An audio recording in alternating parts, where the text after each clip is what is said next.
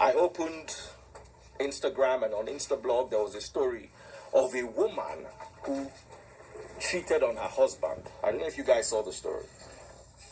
The woman cheated on her husband, and as a form of punishment, her brothers whipped her with a cane. You saw the story. When I saw it, I was like, wow, what kind of nonsense is this?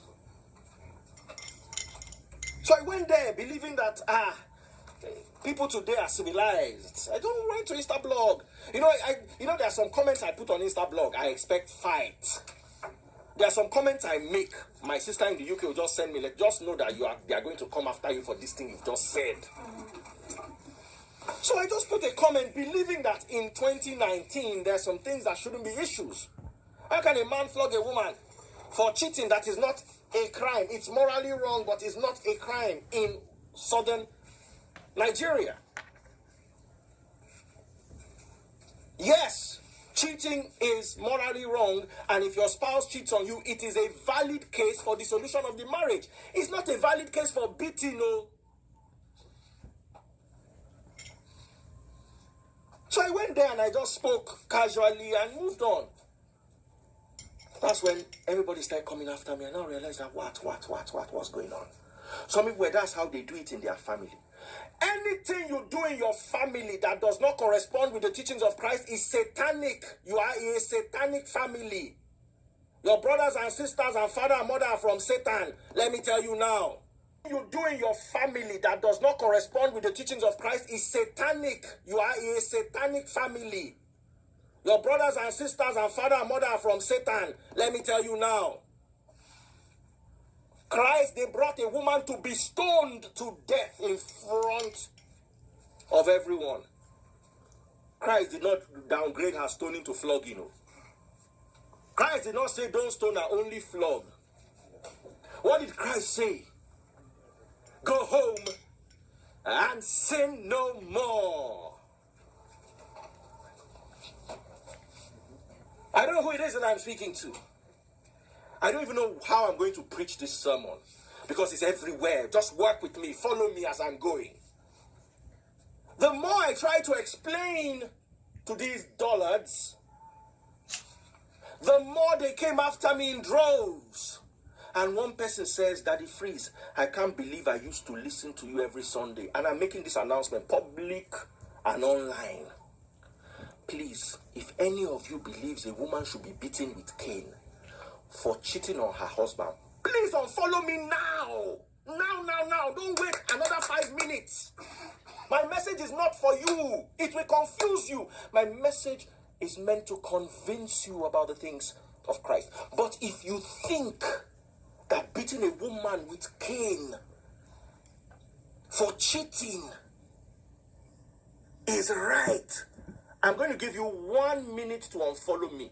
If you are listening to me on the radio, I'm going to give you 1 minute to change the radio. No radio station ever begs anybody. Me, I'm begging you today, this morning. You will not like what I will say, so change that radio now. Unfollow me on Instagram, YouTube, unsubscribe to me on YouTube. Anywhere you are watching us from, please, I cannot deal with you. I am not for you. Christ did not carry everybody, neither did Paul. If Christ could carry everybody, they would not have killed him. If the disciples could carry everybody, they would not have killed them like they killed their master. So the first thing I'm about to tell you is my message is not for everybody. And if you have beaten your wife because of cheating before, and you think it is right, join them and unfollow me. I'm not talking about argument.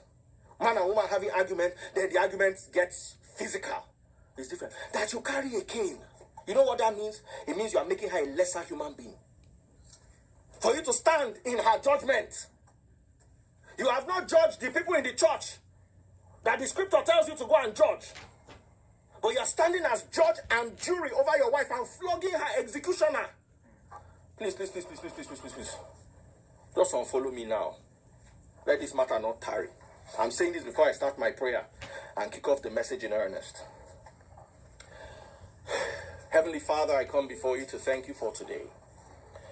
To bless and praise you, worship and glorify you. We seek your wisdom, not ours. And we beg for your mercy upon our souls. Teach us, guide us, lead us into your path. In Yehoshua's mighty name I pray.